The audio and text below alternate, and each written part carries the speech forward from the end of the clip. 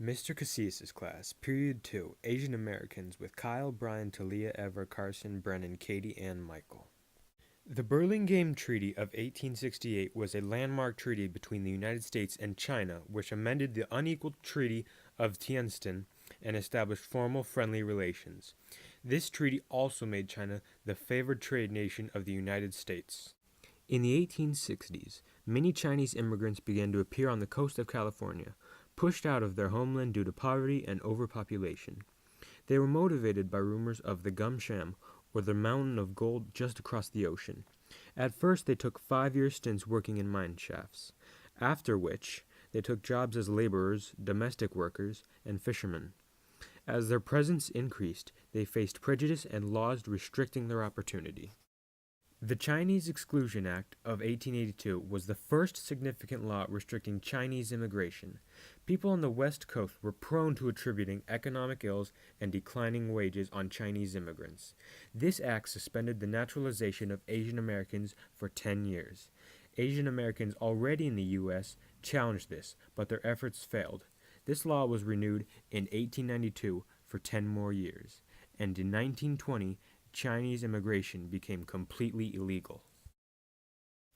Japanese picture brides were a custom of marriage which involved a Japanese groom choosing a wife to marry simply from a photograph and family recommendations. On October 11, 1906, the San Francisco Board of Education instated a law that forced Japanese students in the San Francisco area to attend public schools that were racially segregated.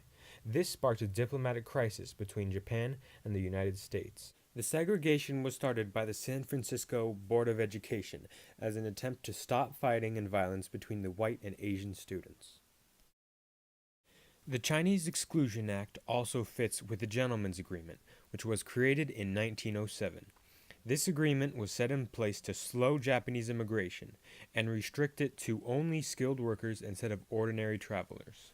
After their work on the Central Pacific Railroad was completed, the United States government had no more need for the Asian immigrants in their country and tried to cut off all immigration that wasn't strictly for work. Japanese residents who stayed and started businesses faced much discrimination, violence, and prejudice in their integrated communities.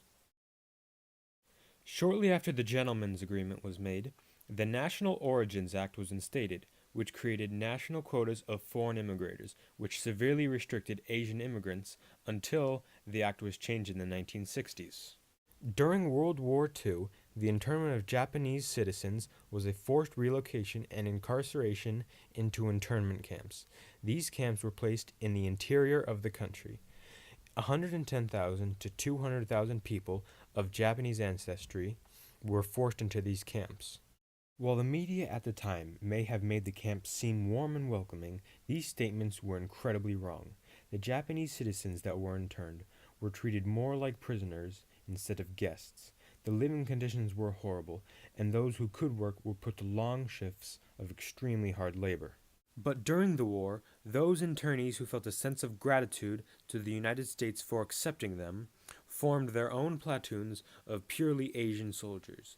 These squads fought side by side with the American soldiers in a war against their own country in order to protect their home. They primarily served as workers on Navy ships and fought at sea. In 1965, President Kennedy signed the Immigration Act, which was created to raise the ceilings of the quotas of immigration from Europe and Asia. This was a huge step in removing Asian discrimination and increasing integration into American society. As an apology for the Asian Americans' internment, President Ronald Reagan signed the Civil Liberties Act in 1988, which gave each surviving internee the 2016 equivalent of $40,000 as payment for their internment. As far as current events stand, America maintains much hostility between itself and many Asian superpowers such as China, Japan, and North Korea. North Korea is especially dangerous, and its leader, Kim Jong-un, has threatened us with war multiple times. Our current tensions with China exist in the One China policy between China and Taiwan, and our consumption of Chinese goods may rely on this settlement. Our standard Chinese-made products may come cheaper if instead made in Taiwan.